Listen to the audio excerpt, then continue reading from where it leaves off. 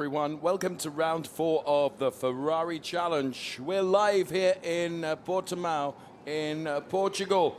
What a venue.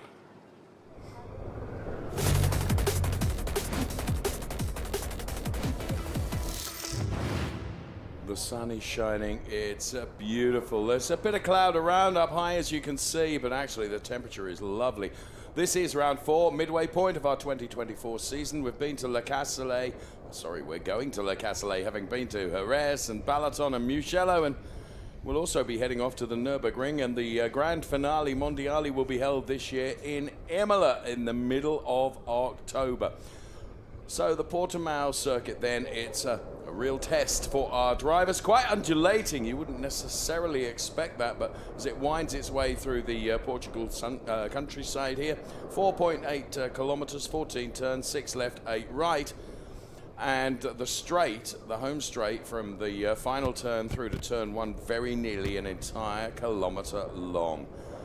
So the weather then is cooler than it has been for the last 3 days. It's 24 degrees, the air temperature, track temperature is 45 degrees. There's 11 kilometers per hour of wind, which is just taking the edge off the temperature and may play a part. I was talking to John Dillon, one of our drivers in another category. He was saying the wind is really going to have an impact depending on which part of the track that you are on at any one time. As we look at the number 100 car of Stephen Earle from Kessel Racing, alongside me is Nico Spalek then, and not from Kessel Racing, but we'll introduce him in just a moment because we will be reflecting on what went before. What do you mean what went before? Well, it was when we were in Spain, of course, at the Jerez de la Frontera circuit, and what a weekend that was as well, with very high temperatures for the drivers to really cope with. And when it came to Coppa Am Racing, boy, it was very, very exciting. Paolo Scudieri here putting a move on Roland Hertner, but it was Zeus Grimpias that would be victorious on the top step of the podium. And there you can see the 198 car of Eric Cheong. This was race 2 of the weekend, where it all went wrong for Josef Schumacher and Fons Skeltermar discussing what was going on. Andreas Koenig would be victorious from race 2, and P1 and P2 really congratulating each other, and that was really, really nice to see. And interestingly, Nico Spalek, as I do introduce you, Zeus Grimpias, very unusually has been beaten to pole position for this race by Eric Cheong. Yeah, good afternoon, everybody. And Zeus Grimpias, the rookie, first year of racing, has taken the world, the Coppa Am class by storm. Didn't have it his own way in qualifying today. And Eric Cheong, having been a part of Ferrari Challenge and for Ferrari Corsa Clienti activities for many, many years, he took pole position. Jan Sandman P3, and Andreas Koenig, who, as you said, won second race the last time around, will start from P4. The man that's starting from P7 is Andrea Levy. You can see there the gold roof atop his car.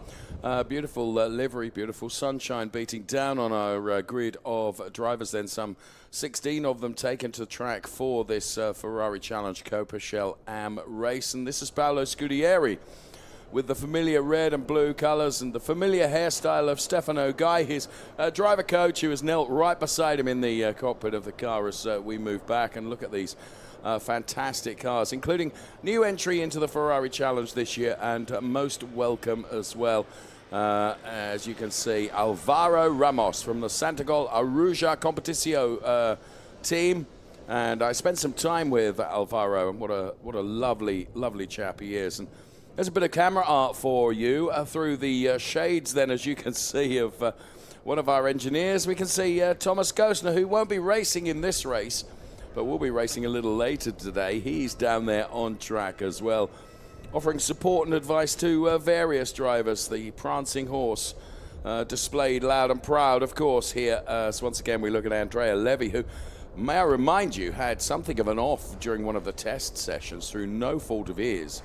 And the team have worked so hard to get that car back out on track. The Rosso Corsa team, congratulations to them. The number 120 car is driven by Guy Favet from Scuderia FMA. Great guy, great driver, qualified P14, so he's got some overtaking to do from there, but never bet against that happening, so we will see.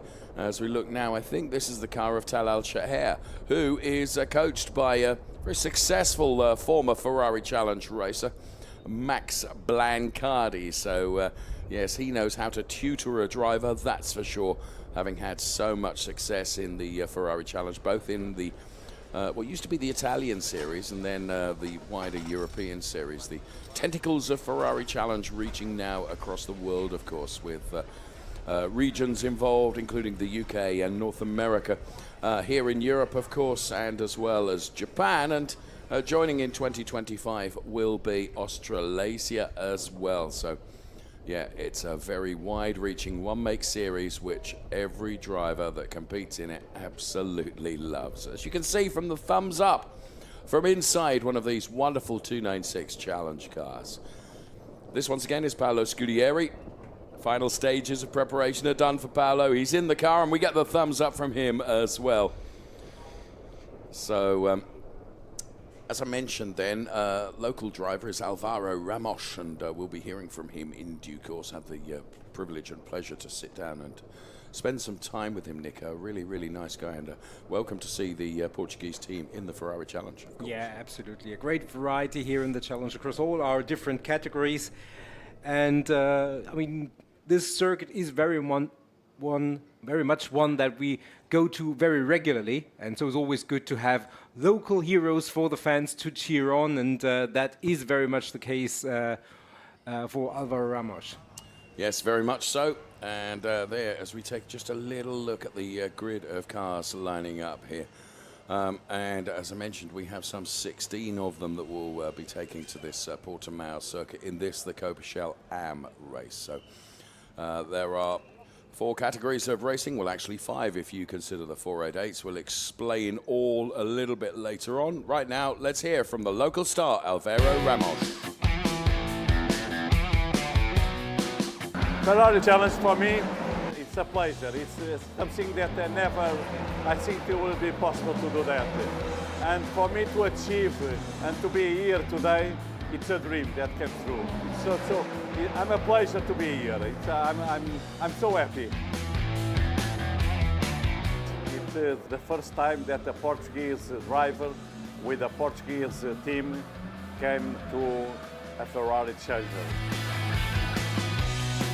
We are here in Portimão. It's one of the best race tracks in the whole European country.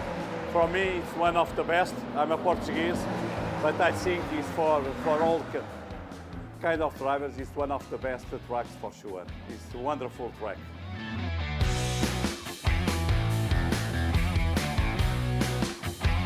The 296 Challenger is the best racing car that I've driven so far.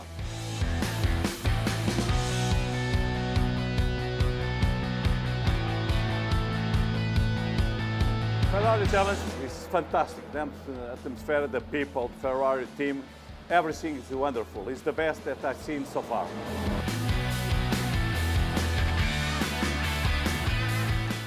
We wish Alvaro success this afternoon in Coppa Shell AM Race 1 of the weekend. And Nico mentioned that we are fairly regular visitors here to the Portimão circuit. There's a reason for that, and it is, as Alvaro said, that the drivers actually love coming to Portugal and love coming to this Portimão racing circuit. It's loved by many, and some will be successful, some perhaps less successful. We will see how they go. We're about to get the Coppa Shell AM race underway.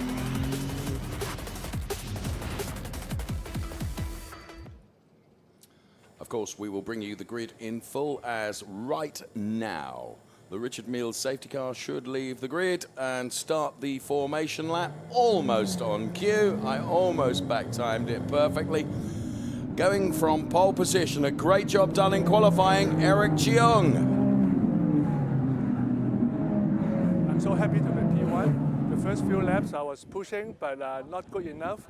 My coach said I still have 6,000ths of a second to P1. So I keep pushing, but still no good. But until the last lap, only the time for one more lap, so I push, and finally got a pole position. And for the expectation for race 1, I hope I can leading from the start to finish. That's what a driver coach does to you, you see, when you're 6/1,000ths off of P1, and that's how close it is right at the very front. Push some more, come on, you can do it. And it worked, because Eric did deliver. P1 for him. We'll bring you the grid in full in just a moment. In fact, we'll do it right now. P1 for Eric Chung with a 1:44.528. Alongside him, Zoe Skrimpias. Jan Sandman, a very good qualifying. He goes from P3 with Andreas Koenig, Danger Man from P4. Mudlu Tarzev and Roland Hertner on the third row of the grid. Going from row 4, Andrea Levy and Shintaro Akatsu. As we go to row 5, we find Talal Shire and Paolo Scudieri. And then on the 6th row, so P11 and P12 for Stephen Earle and Alvaro Ramos. To the 7th row, we find Giuseppe Romelli and Guy Favet. And then on the final row of our Coppa Chalam grid, it's Lisa Clark and Louis Peruscua. They will go from P15 and P16. Nico, I was saying, that's what driver coaches do to you. They push and push and push you to deliver just a little bit more. And when it was needed, Eric did deliver. Yeah, absolutely. It's going to be interesting. Always tire longevity is a topic in the race later on. And Eric did 3 more laps in qualifying than Zoe Skrimpias. Will that matter come the end of the race? It's one of the storylines that we will keep an eye on. We will follow that. For me, the great interest is perhaps on the second row of the grid, because it's the best qualifying I think we've seen so far this season from Jan Sandman. We already know that Andreas Koenig is a great driver. He's not feeling 100% this weekend.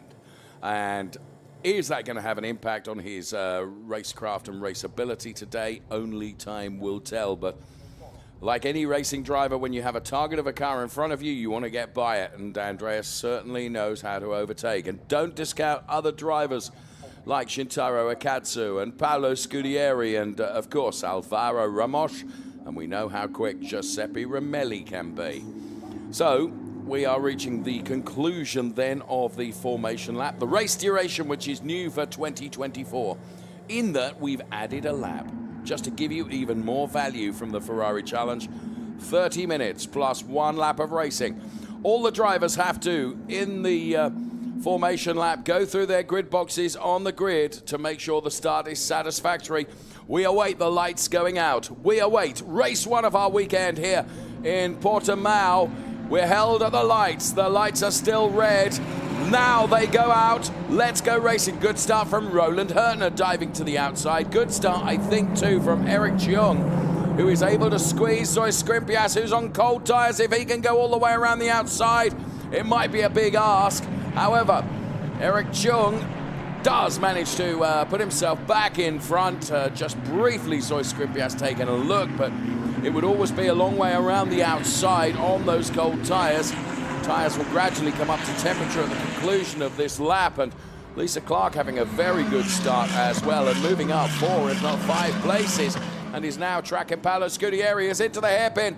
Goes Zoe Skrimpias and Eric Chung side by side for the lead of the race again. Eric Chung calling on all his years of experience, Nico, to defend that position as one car goes off into the gravel, and that is the car of Guy Favet, I'm sure. The number 120 car, I think, is the one that has gone into the gravel. Lisa Clark in strife as well. And before 1 lap is completed, safety car is out.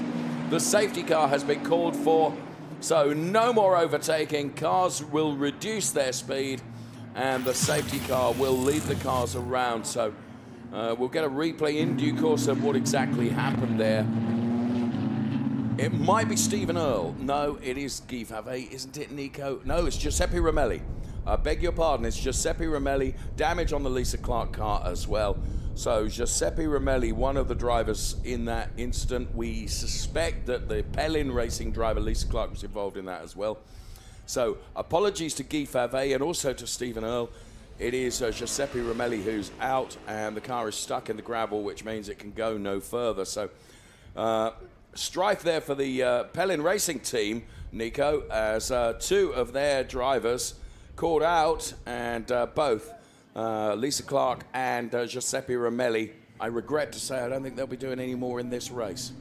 No, I think that's a safe bet. Very unfortunate, obviously, for them and obviously for the team. The safety car is out. Lisa Clark is trying to nurse her 296 challenge back to the pits where the team can start working on it. Another race day tomorrow, so obviously any minute, any hour counts. Well, the safety car early on in this race, I'm sure in due course we will get the replays and we can see who did what and what happened exactly where, but I was about to say it was a very orderly start, and then in that hairpin, that didn't come to pass there. Let's take a look at the start once again then, as Tal Al-Shaair has made good progress since the start of the race, which is about half a lap long. So as the lights went out, and you could see Roland Hurtner dive to the left-hand side, and we can see it from a different camera angle here, just as the lights go out. It was a very good start from Eric Chung, and a good start also from Zois Skrimpias. And in the second phase of the start, Zois obviously feeling confident in the power, but did he have enough grip to go around the outside? Well, as you can see, he certainly put himself ahead of Eric Chung, but on those cold tyres, I don't think the rotation was quite where he wanted or expected it to be. I would have said from that angle, Nico, that you're right, that the start was a good one. Paolo Scudieri also getting a very good start too.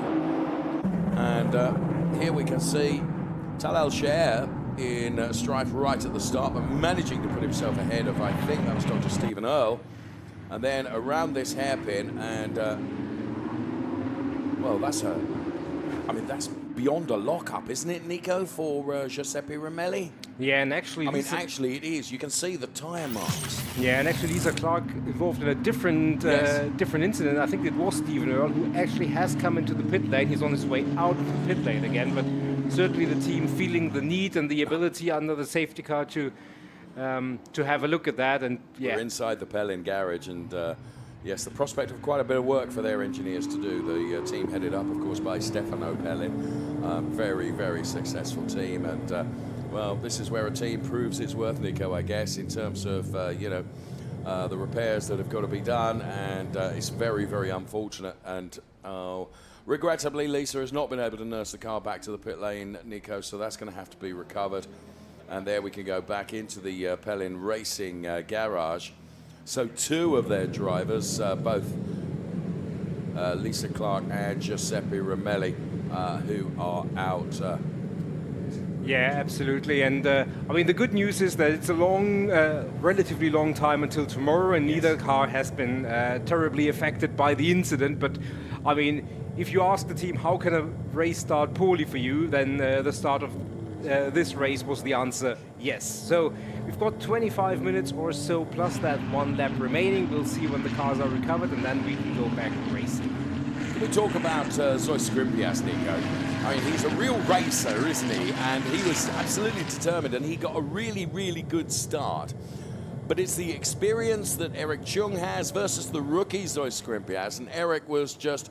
You could almost imagine Eric saying to himself, come on then, if you think you're hard enough, you can have a go around the outside, but I know it ain't going to work. And he was right, and he just kept cool, calm, and collected, didn't he? Yeah, he definitely kept cool, calm, and collected, and I think it's half of that is, yeah, you just have a try, it's not going to work, and the other part was like, if you can make it work, you bloody well deserve it. So, yeah, absolutely. Then there you can see the live championship, and remember, Zois Skrimpias is a rookie. Yes, it's remarkable, proving that the Ferrari Challenge is a great place to come and race, that's for sure. So it's Eric Chung from Zois Skrimpias, then it's Jan Salmon and Andreas Koenig. That's the way it looks. Andreas Koenig, of course, P2 in the Drivers' Championship points at the moment. So we're behind the Richard Mille safety car, leading the cars away. We think we have two cars to be recovered. One the Giuseppe Romelli car and one the Lisa Clark car, although where Lisa has parked that, it might not hinder us.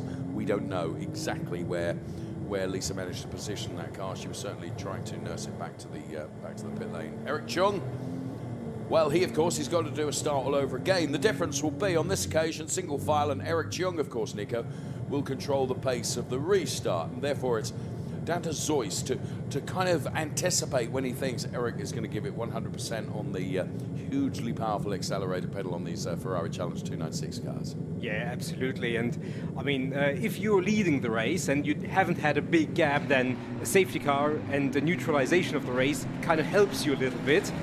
but it also sets you up for a chase once the safety car comes in. And Zoe Scrimpius back in Jerez, that final lap dash behind Andreas Koenig.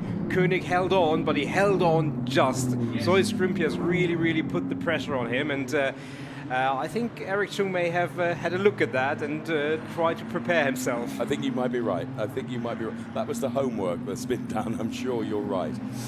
So it's Chung from Scrimpius, from Sandman, from Koenig. Then it's Roland Hertner, P5. Tal Al-Sher made up 3 places right at the start of the race. He's up to P6 ahead of Andrea Levy and Mudlu Tazev. Then it's Shintaro Akatsu.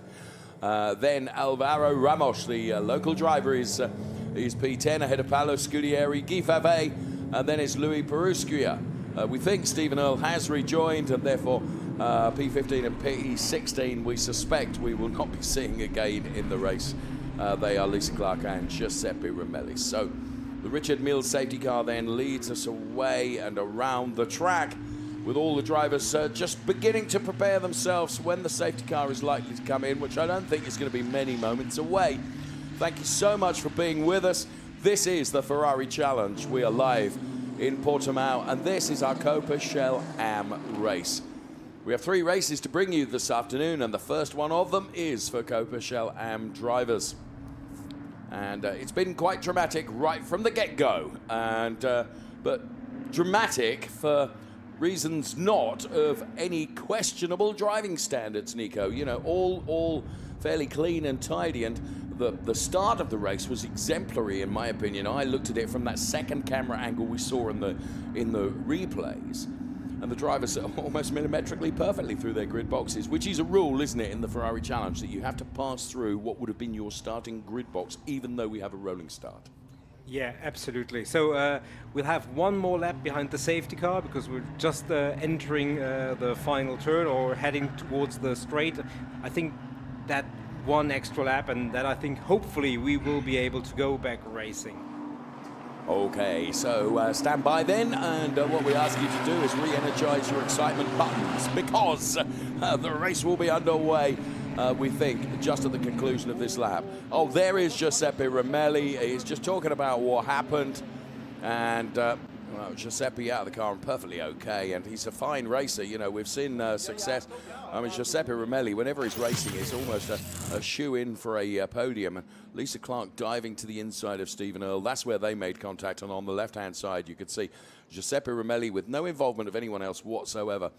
The brakes locked up, and he was in the gravel. So that's what brought out the safety car, just to give you that replay again. And the safety car is going to come in this lap. Here it comes. So get yourself ready, because we still have 20 minutes plus a lap of racing to come. Well, by the time the safety car has come in, it's probably going to be 18.5 minutes plus a lap. Still plenty of time for plenty of action to come from the Ferrari Challenge. It's what it's renowned for. The most spectacular racing to come. These awesome 296 Challenge cars. And it's going to be Eric Chung who will control the pace of the restart. Those that are going to try and take advantage, dare I say it, Zoe Scrimpius, Jan Sandman, and Andreas Koenig, Nico. And everybody else, for that matter. Obviously, it's you want to lead the race, but obviously you are the one who is in the crosshairs. But Zoe Scrimpius, I mean, watch out when that restart happens. He may be a rookie, but he has been really on his mettle and has anticipated things very well. His determination as well, and his ambition, you know, it's really to be admired in what has been a stellar first season of motor racing. He's been so good that I actually went up to him in Mugello and said, "You've lied to us. You've raced before us." "Dave, I promise you I have not." And sure enough, he hasn't. There are some people that have a natural aptitude for it, and then there's me. No, I mean, the talk rather than walk the walk. No, and I mean, he has shown some great ability and great talent. The 296 also certainly plays a part because it's a great car to drive. I'm not going to say forgiving, but this is one that the drivers really feel at home with. So, ready for the restart. Back him up, does Eric Chung. It's up to him to control the pace. Once he accelerates, though, he has to stay accelerated. You cannot put your foot on the gas and then off and then on and then off. But for my money, Zoe Scrimpius has anticipated this really well, as he's very close to Eric Chung. And Andreas Koenig is under strife here from Roland Hurtner to his inside. Here comes Zoe Skrimpias for the lead of the race to the inside of Eric Chung. Eric, though, is able to carry more speed and more momentum through turn number 1. And Andreas Koenig, just for the moment, is able to fend off Roland Hurtner for that P4 place. So there is Roland Hurtner in the 159 car. The blue, red and white car, and then it is Andreas Koenig just ahead of him. This is the fight that's going on for P4. Meantime, Eric Chung, Zoe Skrimpias and Jan Sadman just breaking away a little bit from Andreas Koenig into the hairpin for the second time of asking in race conditions as they climb uphill right now through the King, which is a left-hander, before having to wrestle with this downhill section of the circuit. And there you can see Roland Hurtner, Nico, is looking more determined and more racy than I've seen for a long time. Yeah, absolutely. He is really putting the pressure on. There is a little bit of a different line from Zoe Skrimpias, a little bit staying on the inside. The track is bumpy in parts, so that may play a part that he decides to take a different line and avoid one of those bumps. And you can see the elevation change across various parts of the circuit. And great shot from above here. It is a great shot, and it just illustrates, you're right, how undulating actually this Portimão circuit is. And Eric Chung, despite his best efforts at trying to break away from Zoe Skrimpias is keeping with them. And dare I say it here, another rookie, Jan Sandman, he is trying to keep on the coattails of these two as well. So it could very easily be a three-way party for P1, but Eric Chung will complete this lap, which actually is the first whole lap completed in race conditions. So well done, Eric Chung. He's leading. Here comes Zoe Skrimpias, just showing his face to the inside once again. King of the late breakers. No, not quite close enough. But look at the pace these three have got relative to the rest of the pack, Nico. They are breaking away. And Zoe Skrimpias then continuing to push Eric Chung. Here's Andreas Koenig.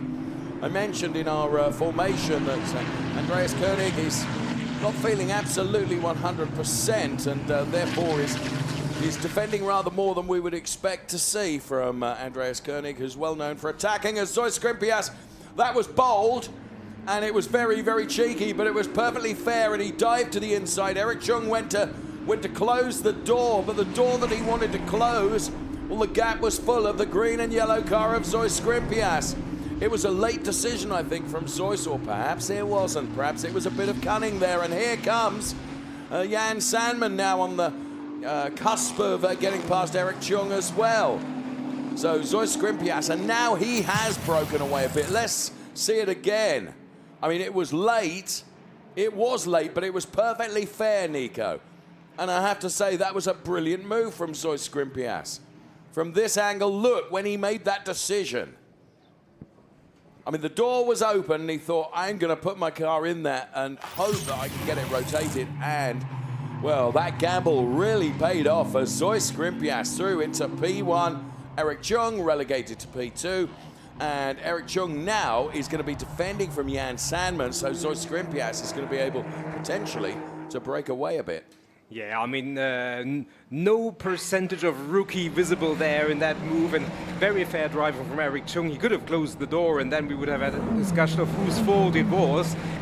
So much better that we don't have that discussion, and they both can continue. And there is Roland Hurtner. Remember, they're both Go Motorsport team drivers, so expect some fair behavior as we always expect. And that was sorry, Nico, that was a really good overtake from Roland. I interrupted you, and that was rude, and I deserve to be slapped by a wet fish for that. But you could see Andreas defended the inside line, and Roland just thought, oh, okay, I'll come around the outside then. And he did it. And he did it. Well done, yeah. And I think as a team manager, you always breathe a sigh of relief when a battle between teammates from the same garage goes well. And, you know, the one thing I'm really curious to see is how tire temperatures and tire pressures develop, because we've seen it in Jerez where some drivers decided to put a little bit more, which gave them a very, very good performance at the beginning, but others decided to take a little bit of less tire pressure, which meant that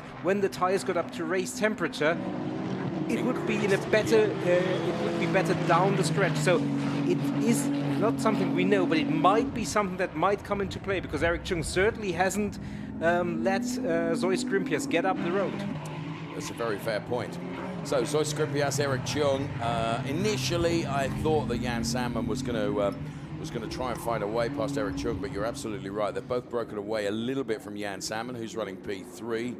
Very talented young man is Jan Sandman in the Ferrari Challenge. We first met him in a racing environment in the Winter Challenge, which took place in the Yas Marina circuit in Abu Dhabi. I think, was it January or February? It feels like a long time ago. It was the beginning of February, if memory serves. So Zoe Skripjas leading by 7/10 over Eric Chung. Now, another driver that might have been experimenting with pressures, because the team are very good at this, is the car of Andreas Koenig, of course, and the Go Motorsport Haupt Racing Team in the Ferrari Challenge. And right now, Andreas Koenig under quite some pressure from Tal Al-Shaair, who, of course, is coached by former Ferrari Challenge multi-champion Max Blancardi, Nico. A very, very good driver in Ferrari Challenge was Max Blancardi. He'll say, I'm still a good driver, Dave, how dare you? And actually, he is, and a really, really nice guy as well. And he is coaching Tal Al-Shaair, who is 8/100ths quicker than Andreas Koenig at the moment. So let's see, where can Tal Al try and provoke a move on Andreas Koenig, who's currently running P5. It's Skripjas, it's Chung, and it's Sandman, though, that are the top three.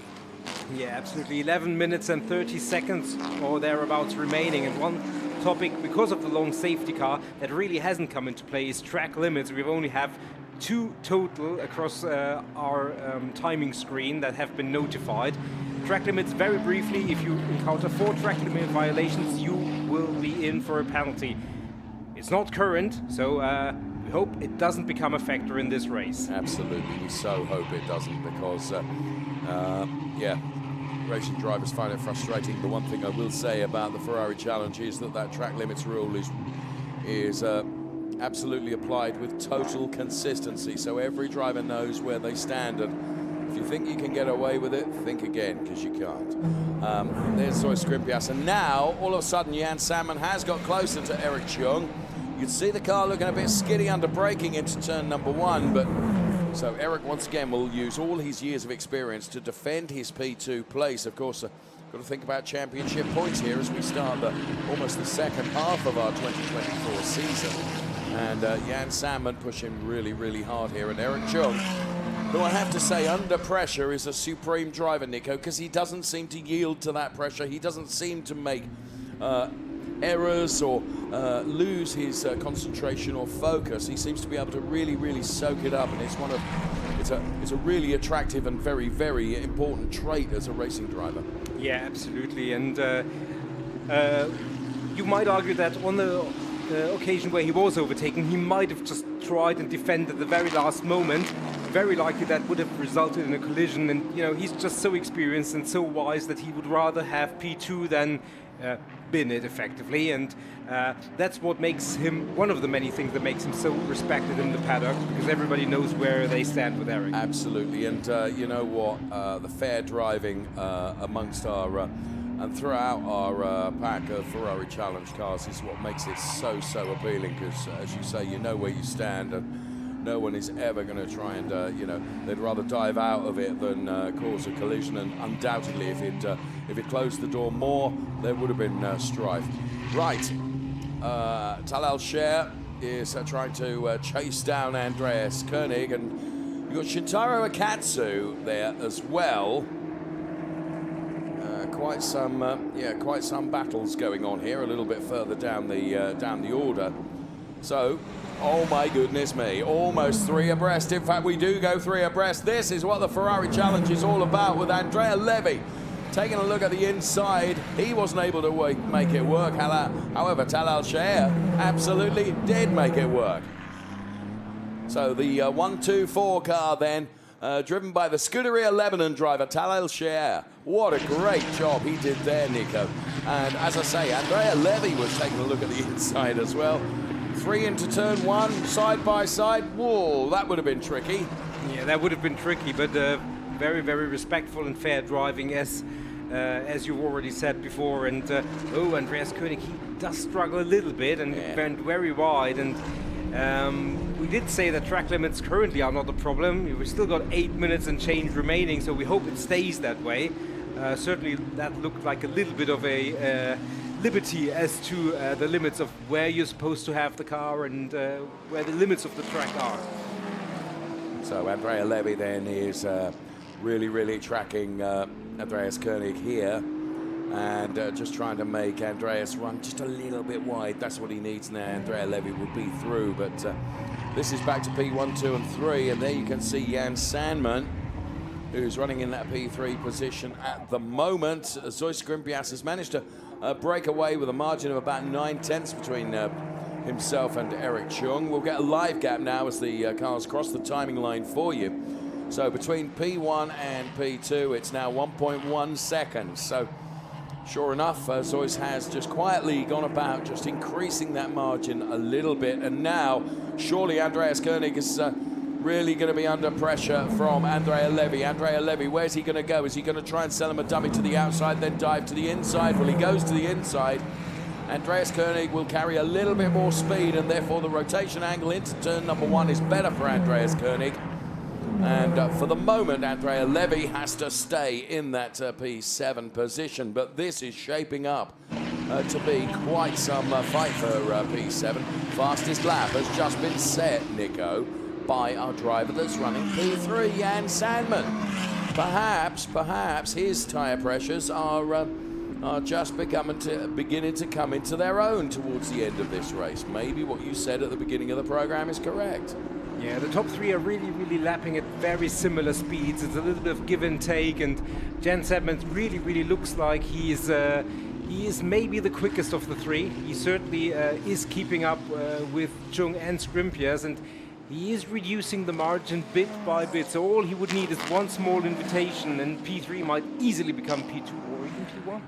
Right, Andrea Levy then taking a different line to Andreas Koenig, goes side by side now. This is the outside, it would give him the inside for the next turn, but Andreas Koenig was wise to that, and he just had the perfect trajectory through that turn and denied Andrea Levy any opportunity to come through. It's the fight that's going on for the P7 place, or P6 place actually, because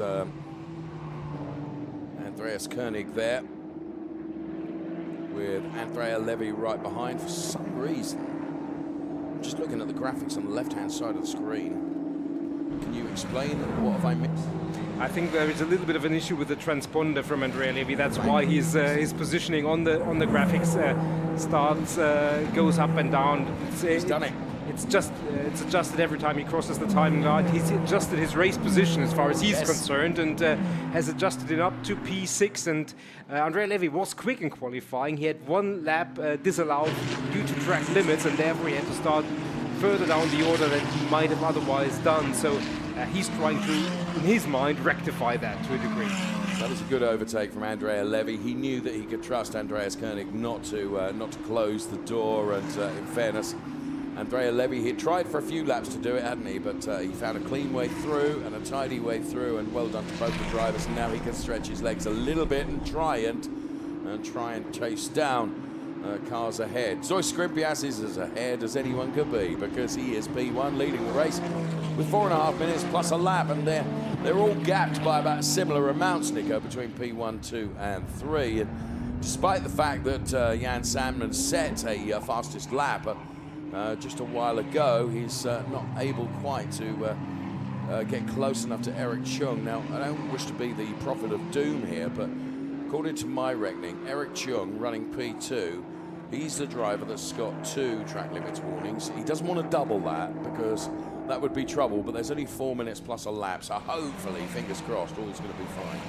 Yeah, and well, certainly we always want the race to be decided on the track, but as we've heard from other drivers' conversations, there is a part of the strategy that means, you push the other driver, and it's up to them to keep absolutely. the car on the track. And if they exceed it, well, that's all part of the racing.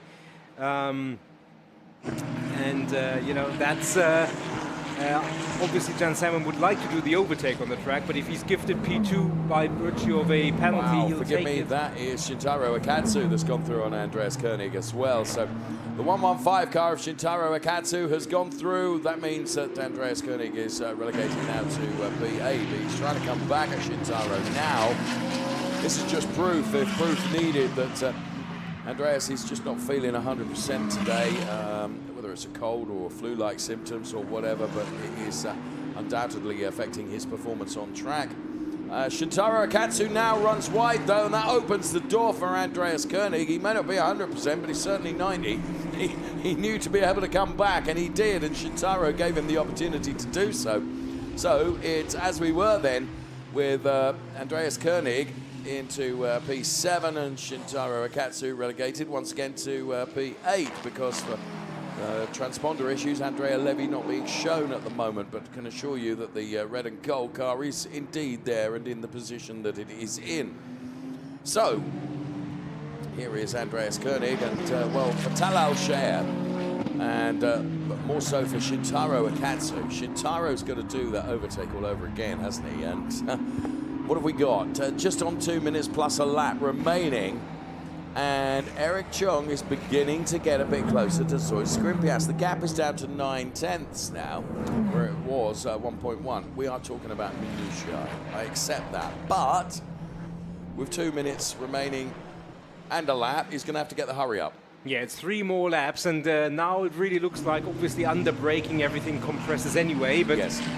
He certainly got half a second closer the last time around. There is Talal Shah here against Andrea Levy, who is still fighting and who's still trying to move up the order. Now you can see Eric Chung is really, really pushing now, because you can also see that Jan Salmon has dropped away from this battle. Yes, and I think that is a good indication that Eric Chung, maybe his strategy and his team strategy was to, I stay with him, and over the last few laps, I will give it everything I can to make a move and maybe recapture that P1. Well, let's see if that strategy is going to work. For the moment, Zoe Skrimpias appears to have the measure and has broken away just a little bit. Now, always when teams and drivers set up their cars, it's always a compromise across the 3 sectors of the track, which are very different.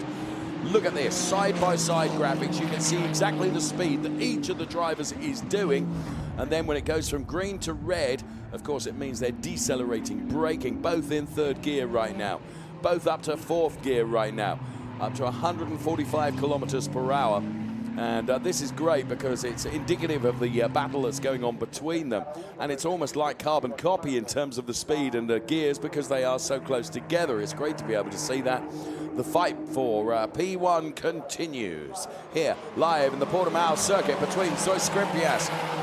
Fastest part of the circuit then, 265, 68, 270 kilometers per hour, 274 before they begin braking into turn number 1. My goodness me, if only I could have achieved that on my track cycle yesterday. Awesome stuff, and Eric Chung is right with him now. Zoe Skrimpias knows that he has got to defend for all his worth as, well, Andrea Levy is continuing that fight with Talal Sher for P5, but the real battle was going on for P1. Here he is, and here it is once again as Eric Chung tracks Zoe Skrimpias up the hill, undulating the Portimão circuit. Eric Chung, very, very experienced Ferrari Challenge racer. Zoe Skrimpias, less experienced. In fact, a rookie into the Ferrari Challenge for the first time of asking this year, and he has met the task of being a great Ferrari Challenge driver with aplomb. However, he's having to defend for all he's worth right now because Eric Chung is really pouncing and pushing and prodding and trying to fight a way by the Zoe Skrimpias car. So these two absolutely almost identical in terms of the data that we were looking at for speed and gears. And Zoe Skrimpias then, for a rookie driver to be able to defend as well as he is doing, is very, very impressive stuff, Nico. Absolutely, and once they hit the timing line, it's only a few seconds away, that's going to start the final lap. So one more chance maybe for Eric Chung, and the premium overtaking opportunities are at the beginning of this lap here in Portimão. So let's set it up. Hold on to your hats and any other loose clothing you may have. Eric is not quite close enough to be able to have a go going into turn number 1. But is he setting himself up for a go through the hairpin? Let's hold on and see. Here's Zoe Skrimpias running a bit wide. Eric Chung just showing his nose to the inside. And as they climb uphill once again, my bet is going into the hairpin when you're running downhill. I think that's where Eric is going to try a move on Zoe Skrimpias. Stand by. We are just moments away. I don't think it's quite close enough. So Zoe Skrimpias goes through. Eric Chung, a tight line there. If he can track him all the way up the hill into the next turn, let's see. This is the fight for P1. Eric Chung is quicker than Zoe Skrimpias, but it's all very well being quicker. You've got to find a way by. The car of Zoe Skrimpias just looked a little bit loose at the back end as he's pushing as hard as he can in defending his P1 position. What an awesome fight between these two drivers. Really, really enjoyable. It's fraught. It's tight, but it's fair between both of them. So Eric Chung now, as I said, the drivers set their cars up perhaps with their teams in slightly different configurations to suit A, driving style, and B, get the best compromise across all parts of the track. It looks to me like Ripardo, Corsa, Ram have done a good job with the car of Zoe Skrimpias, but the same can be applied to the Formula Racing car of Eric Chung because there's hardly anything between them. And we're reaching the conclusion of this lap and reaching the conclusion of this race. Towards the end of the race, Eric, bar the kitchen sink, has thrown everything at it. But Zoe Skrimpias has soaked it up and he wins in Portimão from Eric Chung taking P2. For P3, it is going to be a great result for Jan Sandman. Also a brilliant result for Roland Hertner, who should take P4. Meantime, the fight continues to go on. Elsewhere, throughout the pack of cars, it's been so tight as Andrea Levy tries to get the best, even on the line, but wasn't quite able to do it. Tal Alsher taking that P5 place from Andrea Levy. Then it was Shintaro Akatsu, Andreas Koenig, Guy Favre, and Paolo Scudieri banks P10. I think that was really, really great driving from both Zoe Skrimpias and Eric Chung at the end of the race, Nico. Yeah, absolutely. And I mean, Eric Chung really, really maxed out his track limits count before a penalty was due. He got up to 3, and then I don't think it played a role towards the very end, but certainly Eric couldn't allow any more transgressions at that point, or otherwise it might have just gone the other direction. And applause, very, very well deserved for all our drivers, I want to say. Really, really good performance and a really entertaining race. I mean, Zoe Skrimpias and Eric Chung certainly are on very, very different ends of the experience spectrum, but they delivered an amazing battle for the lead and for the win. And the rookie, he's come out on top once again. And he confounds because I expected, dare I say it, that his lack of racing experience meant that if Eric really piled the pressure on, perhaps it would have been forgivable to see a mistake from Zoe Skrimpias because, you know, the art of defending is almost as tricky as the art of attacking. But he didn't make an error, did he? No, absolutely. It's sometimes with these rookies who don't know that they're not supposed to do this. You sometimes get the impression they can't do no wrong. And I mean, in fairness, Zoe hasn't had it all his own way, but he has been hugely remarkable and hugely successful. And he has I don't want to say dominating, but he has quite a significant lead in the overall standings. As you saw by his drive today, he's working for it. And he's working hard and very successful. And Parc Fermé time, celebration time. Well, you wouldn't know he was experiencing his first season of the Ferrari Challenge, would you? Zoe Skrimpias victorious, Eric Chung P2, Jan Sandman P3, and Jan Sandman remains the quickest driver. He set the fastest lap, and yeah, very, very good race to enjoy there. Lots of drama, as, sorry, you always expect with the Ferrari Challenge, always entertaining. So Skrimpias, he's very emotional, much more so than Eric Chung. They're very different in terms of character, but I thought it was a very, very fair race between them. There's Jan Sandman. I'm thrilled for Jan. I really am thrilled for Jan. He's done a good job. And we'll get the confirmed classification. In fact, here it is. Zoe Skrimpias takes the win from Eric Chung, P2. Jan Sandman, P3. Then it was Roland Hertner. A really good result for Roland. Well done. P4, Tal Alsher, P5. Then it was Andrea Levy. Ahead of Shintaro Akatsu, Andreas Koenig, Guy Favre, Paolo Scudieri, Stephen Earle. then Mudlu Tazev, Alvaro Ramos, and Louis Peruscua, and of course Giuseppe Romelli and Lisa Clark regrettably not able to finish the race, which was a great shame. So there we have it then, race 1 for Coppa Shell Am done and dusted. We'll be heading up to the podium in due course. We'll just allow the drivers a little bit of a breather before we send them up the stairs. And ironically, the podium is literally next door to our commentary studio. So if you don't mind, Nico, I'm going to clear off and go and see the guys on the podium. And I'm joking, I can take the microphone with me almost. Yeah, almost.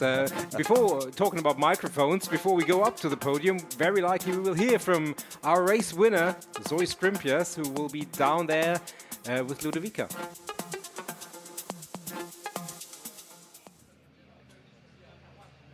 Zoe, congratulations. What a race for you today. You start from P2 and you end in P1. You study your opponents, Eric Chung, and you made a perfect overcome. Can you tell us more about your race and your strategy for today? It was amazing. It was amazing. The track is so beautiful, one of the best track I ever drive. I was struggling to keep Eric in my back, but finally I managed. Super happy, super happy. The car was perfect. Everything went super well. Thank you so much. Thank you. Thank you too. Bye-bye. So it's Scrimpias. Let's take a look at the highlights of race 1, Ferrari Challenge, Coppa Shell Am. And that was decisive, but it wasn't, because Zoe Scrimpias carried too much speed at that point, and Eric Chung was able to say, have a go. I'm coming back for you, and he did.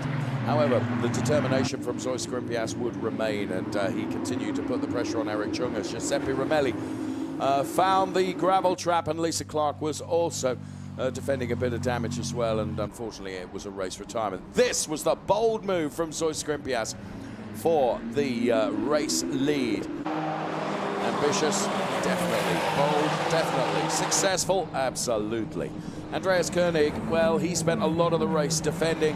Roland Hertner was prepared to try and go around the outside, and he was able to make it stick. It was one of the overtakes of the race, in my opinion. And Andreas Koenig continued to be under pressure, really, throughout the whole of the race. He wasn't feeling 100%, and you could see that in his racecraft today. And next in the queue of cars to try and go by was Andrea Levy, and Andrea able to do that. Right at the end of the race, my goodness me, Zoe Scrimpias came under some pressure from Eric Chung, but he was victorious and held on to take the win. That was the scene of quite some of the action in the hairpin, what I call it, anyway. We're going to be heading up to the podium momentarily.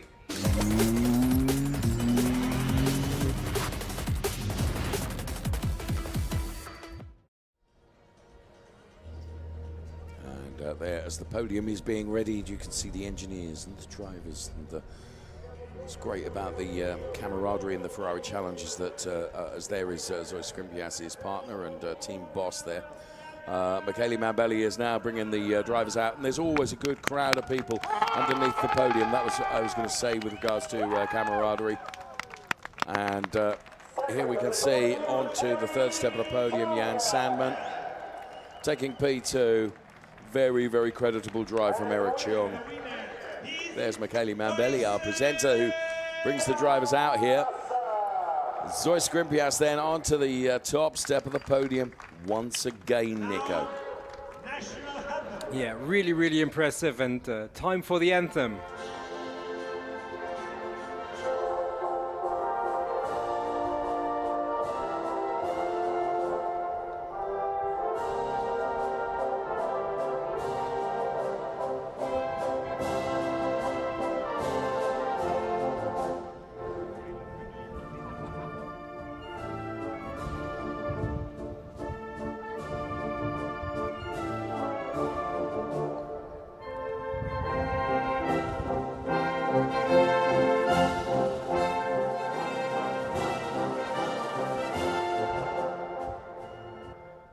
That is Zoe Scrimpias' fourth win, Nico, which means on average, if you want to extrapolate it out, he takes at least a win every weekend.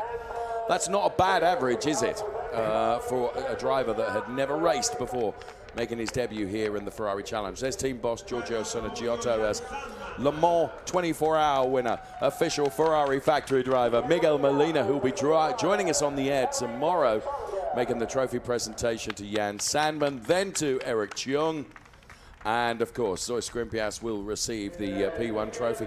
That's what I'm saying about the camaraderie. Motohiko Isasaki, another one of our Ferrari Challenge drivers down there, with his peers and contemporaries applauding these drivers as Zoe Skrimpias celebrates on the top step of the podium.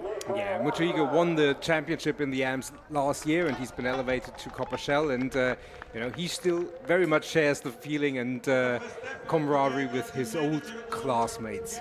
Absolutely. All the drivers will get together for the photographs then. Thumbs up from Zoe Skrimpias and the Ineco Rapata Corsa Ram team. Miguel will be quicker than a quick thing getting off there to avoid any champagne spraying. Watch, there you go. And Zoyce is the quickest in the champagne race by some measure. And let's take a look at the cars that drove those drivers to their positions on the podium.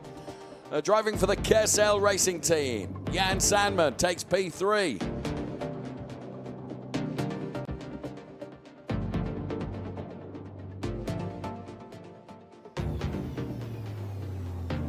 Jan Sandman's first podium of the season. Taking P2 for Formula Racing, Eric Cheung.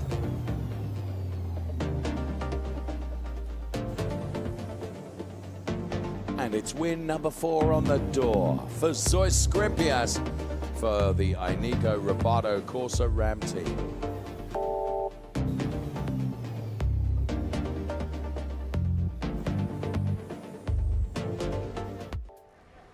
So what has that done to the Drivers' Championship? Well, it means that Zoe Skrimpias has quite some lead over Andreas Koenig.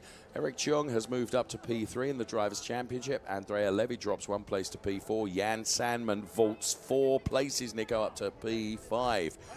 This is going to get very interesting in the second half of our season this year. Absolutely. We're exactly halfway through the season. 7 races done, 7 remaining, plus then the World Final races, of course. But I mean, it's all set up for an amazing season. It is perfect. So the Coppa Shell Am Drivers' Championship is going to be very, very great as we have another race, of course, to come from Coppa Shell Am tomorrow. They've got to qualify tomorrow morning to set the grid for the race to come tomorrow afternoon. Meantime, of course, here we still have 2 more races to come. Here at the Portimão circuit, those for our Trofeo Pirelli drivers, and for our Coppa Shell and 488 drivers as well. From Nico Spalek and from myself, thank you so much for watching Ferrari Challenge. Bye-bye for now.